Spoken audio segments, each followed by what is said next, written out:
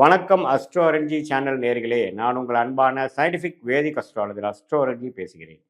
நல்லது நினைப்போம், நல்லதே நடக்கும்.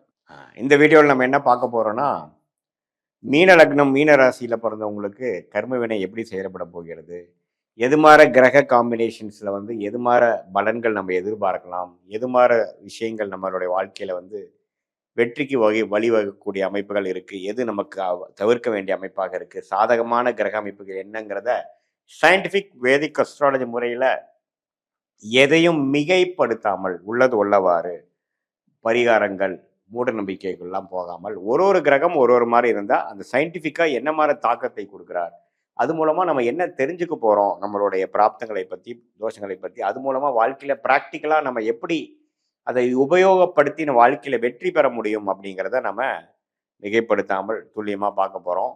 இப்ப பாருங்க, மீன லக்னம் மீனராசிக்காரர்களுக்கு அதிபதியே வந்து குரு வருகிறார். யோகமான கிரகம் வந்து செவ்வாய் வருகிறார். அதுக்கு அடுத்தபடியாக சந்திரன் வராரு. ஸோ இந்த 3 கிரகம் ரொம்ப முக்கியம். குரு, செவ்வாய், சந்திரன்.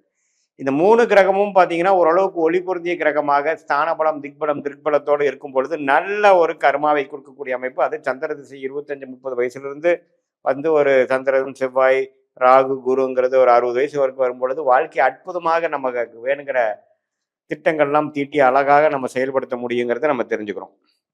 ஆனால் செவ்வாய் குரு திசைக்கு அப்புறம் வரக்கூடிய சனி, புதன், கேது, சுக்கிரன்கிற அவயோக பெல்ட் வரும்பொழுது ஜாதகர் கஷ்டப்படுவாங்க அப்படிங்கிறத நம்ம தெரிஞ்சுக்கணும். சரி, இதுல வந்து எது மாதிரியான அமைப்பு வந்து இப்போ சந்திரன், குரு, செவ்வாய் வந்து ஓரளவுக்கு பாதிக்கப்படாமல் கிரக அமைப்பு காம்பினேஷன் பார்த்தீங்கன்னா ராகுவோட சேராமல், சனியோட சேராமல், கேதுவோட சேர்ந்து ஒரு பௌர்ணமி சந்திரனாக இருந்து குரு பார்வை பெற்று இது மாதிரி திருட் பலம் என்று சொல்லப்படுகிற ஒளியோடு இருக்கும் பொழுது அற்புதமான பலன்களை கொடுப்பார் அப்படிங்கிறத தெரிஞ்சுக்கிறோம். சூரியன் சனியோட சேரக்கூடாது, சூரியனும் சந்திரனும் ஒளி கிரகமாக இருந்து ராகு கேதுகள் சனியோட சேரக்கூடாது. மற்றபடி பார்த்தீங்கன்னா இந்த செவ்வாய் வந்து நல்ல யோகத்தை கொடுக்கக்கூடியவர், சந்திரனும் யோகத்தை கொடுக்கக்கூடிய 2 பேரும் சேரும் பொழுது அற்புதமான பலனை கொடுத்து சந்திரமங்கல் யோகத்தை கொடுக்கிறார். செவ்வாய் திசை சந்திர திசையில அற்புதமான ஒரு பலனை கொடுக்கக்கூடிய அமைப்புகள் உண்டு. அதே மாதிரி உங்களுக்கு மிகவும் சுமாரான கிரகமாகிய வரக்கூடாத திசை என்று சொல்லப்படுகிற சுக்கிர திசை 20 வருஷம் இருக்கு. ஸோ அந்த சுக்கிரன் வந்து ஓரளவுக்கு ஒளி பொருந்திய சுக்கிரனாக இருந்தால் வரவேண்டிய துன்பங்கள் குறையும், வரவேண்டிய பிரச்சனைகள் குறைஞ்சு கொஞ்சம் வேற மாதிரி ஷேர் மார்க்கெட், வெளிநாடு விஷயங்கள், உயில் மூலமாக சம்பாதிக்கிறது அது மாதிரி வரும். அவரே வந்து பாதிக்கப்பட்ட சுக்கிரனாக இருந்து ராகுவோட சேர்ந்து சனியோட பாதிக்கப்பட்டிருந்தா பாடாப்படுத்தக்கூடிய அமைப்புகளும், வம்பு வழக்குகளும், உடல் உபாதைகளும் அது மாதிரி ஒரு விஷயங்களும் கொடுத்துரும். ஸோ ஃபினான்ஷியல் ரிஸ்க் கொடுத்துரும். ஸோ உங்கள் ஜாதகத்தில் சுக்கிரன் எப்படி இருக்கிறார், சந்திரன், செவ்வாய், குரு எப்படி இருக்கிறாங்க, எது மாதிரி காம்பினேஷன்ஸ் கிரக அமைப்பில் இருக்கிறாங்கிறதெல்லாம் நீங்கள் வந்து துல்லியமாக பார்க்கணும். அதே மாதிரி நியூட்ரல் பிளானட்ஸ் என்று சொல்லப்படுகிற சனி, புதன், அதே மாதிரி சூரியன்லாம் எது மாதிரி அமைப்புகள் இருக்காங்க, சேரக்கூடாத அமைப்புகளாக இருக்கிறாங்களா, சூரியன் சனியோட சேரக்கூடாது, சூரியன் செவ்வாயோட சேருவது தப்பில்லை, சூரியன் ராகுவோட சேரக்கூடாது, கேதுவோட சேரக்கூடாது, அதே மாதிரி புதன் செவ்வாயோட சேருவது மிகவும் தவறு.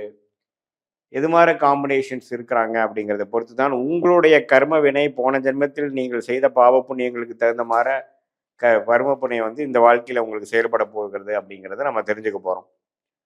ஸோ இந்த அமைப்பில் பார்த்தீங்கன்னா இது வந்து பொதுவான பலனை தவிர உங்களுடைய ஜென்ம ஜாதகத்தில் பிறந்த தேதி, பிறந்த நேரம், பிறந்த உரை வைத்து வரக்கூடிய ஜாதகத்தில் நீங்கள் எது மாதிரி ஒரு ஒரு அமைப்பில் பிறந்திருக்கீங்க, உங்கள் மீன லக்னம் மீன ராசிக்கு அதிபதி குரு எப்படி இருக்கிறார், யாரோட சேர்ந்திருக்கிறார், செவ்வாய் சந்திரனோட சேர்ந்திருந்தா அருமை. செவ்வாயோட சேர்ந்திருக்கும் பொழுது குரு செவ்வாயும் அருமையான ஒரு நண்பர்களாக இருக்கிறதுனால ஜாதகரே யோகாதிபதியாக டேலண்டடான அவர் இருப்பார். குருச்சந்திர யோகத்தில் இருக்கிறதும் நல்லது. சனி பார்வை பெறாமல் ராகுவோட சேராமல் இருக்கிறது ரொம்ப நல்லது. அதே மாதிரி சுக்கிரன் எப்படி இருக்கிறார், சந்திரன் செவ்வாய் எப்படி இருக்கிறார், மற்ற கிரகங்கள்லாம் எது மாதிரி அமைப்புகள் இருக்கிறார் பொறுத்து தான் உங்களுடைய வாழ்க்கையில் விஷயங்கள் வரப்போகுது. நீங்கள் எந்த கர்மாக்காக பிறந்திருக்கீங்க, what is your life calling, உங்கள் பிறவி பயன் என்ன அப்படிங்கிறதெல்லாம் நம்ம தெரிஞ்சுக்கலாம். அதே மாதிரி அடுத்து வரக்கூடிய தசா புக்திகள்லாம் எப்படி இருக்குது, நல்ல திசைகளாக இருக்கா, காம்பினேஷன்ஸ் எப்படி இருக்குது, சாரநாதன் காம்பினேஷன்ஸ் எப்படி இருக்குது, இதெல்லாம் தெரிந்து கொண்டு தான் நீங்கள் வாழ்க்கையில் வந்து அடுத்தடுத்து வரக்கூடிய காலகட்டத்தில் உங்களுக்கு என்ன மாதிரி ஒரு டைரக்ஷன் உங்கள் வாழ்க்கை போகுது, உங்களுடைய யோகமான தொழில், வேலையெல்லாம் என்ன? எது மாரி விஷயத்துக்குள்ள நீங்க போனீங்கன்னா, எது மாரி விஷயத்துக்குள்ள வரலாம்? அப்படிங்கிற அமைப்புக்கெல்லாம் நீங்க தெரிந்து கொள்ளலாம். ஸோ உங்களுடைய கிரக அமைப்போட காம்பினேஷன்ஸ் என்னன்னு தெரிஞ்சுட்டு தான் நீங்க யோகமான அந்த தொழில், வேலை, வெளிநாடா? உள்நாடா? கல்யாணம், திருமணம் எப்படி? சுக்கிரன் எப்படி இருக்கார்? 7ஆம் வீட்டு அதிபதி யாரோட சேர்ந்திருக்கார்? லேட் மேரேஜா? ஏர்லி மேரேஜா? குழந்தைகள் விஷயம் எப்போ? உடல் உபாதைகள் எப்போ சரியாகும்? எப்போ நம்ம வந்து செட்டில் ஆவோம்? கடன் எப்போ அடையும்? அப்படிங்கிற மாரி விஷயங்கள் எல்லாம் நம்ம கொஞ்சம் தெரிந்து கொண்டு, அடுத்து வரக்கூடிய வாழ்க்கைய நம்ம இப்பவே திட்டமிட்டு, ஷார்ட் டெர்ம் எப்படி இருக்கு? லாங் டெர்ம் எப்படி இருக்கு? எது மாரி டைரக்ஷன்ல வாழ்க்கை திரும்பக்கூடிய அமைப்புகளா இருக்கு? எது மாரி சாய்ஸ் நம்ம எடுக்கலாம்? எது மாரி சாய்ஸ் நமக்கு சரியா வராது? அப்படிங்கிறதெல்லாம் சயின்டிஃபிக் வேதிக் அஸ்ட்ராலஜி முறையில் எந்த விதத்திலும் மிகைப்படுத்தாமல் உள்ளது உள்ளவாறு இந்திய வேத ஜோதிடம் அடிப்படையிலான ஒளி தத்துவத்தை எப்படி செயல்படுகிறங்கிறதை பார்த்து கொண்டு நன்றாக நம்ம வாழ்க்கையில் வந்து ஒரு ஒரு முடிவுகளும் எடுத்து தேவையற்ற சமய விரயங்கள், தேவையற்ற பொருள் விரயங்கள்லாம் தவிர்த்து எதிர்நீச்சல் போடாமல் நம்மளுடைய ஒரு ஒரு முடிவுகளும் கரெக்டான சரியான நேரத்தில் நம்ம எடுக்கிறோமா? எப்படி ஒரு கூகுள் மேப் ஒரு டிராவலருக்கு உதவுதோ, அடுத்து வரக்கூடிய டிராஃபிக் எப்படி இருக்குது? எவ்வளோ டைம் ஆகுது? எந்த டைம்ல நம்ம லெஃப்ட் எடுக்கணும்? எந்த டைம்ல நம்ம நேரா போகணும்? எந்த டைம்ல ஸ்லோவா போகணும்? அப்படிங்கிற அந்த பிளானிங்க்கு உதவக்கூடிய அந்த கூகுள் மேப்போட வாழ்க்கைக்கு தேவையான முடிவுகளை எடுப்பதற்காக சயின்டிஃபிக் வேதிக் அஸ்ட்ராலஜி ஒரு கூகுள் மேப் போல் செயல்பட்டு, நம்மளுடைய வாழ்க்கை பாதை என்ன? நம்மளுடைய ஹர்டில்ஸ் என்ன? அடுத்து வரக்கூடிய எஸ் கர்வ் எப்போ வருது? யூ டர்ன் எப்போ வருது? எப்போ நம்ம பொறுமையா போகணும்? எப்போ நம்ம வேகமா போகணும்? எந்த நேரத்தில் திருமணம் செய்யணும்? எந்த நேரத்தில் செய்யக்கூடாது?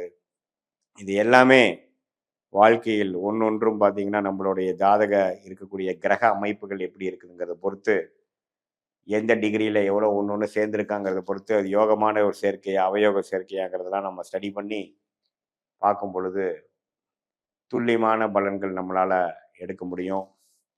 அது மூலமா பார்த்தீங்கன்னா,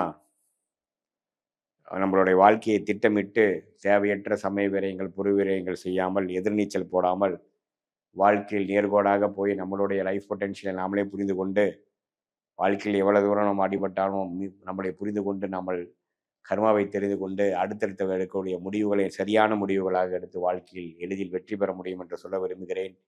மீண்டும் மற்றொரு காணொளியில் சந்திப்போம். நன்றி, வணக்கம்.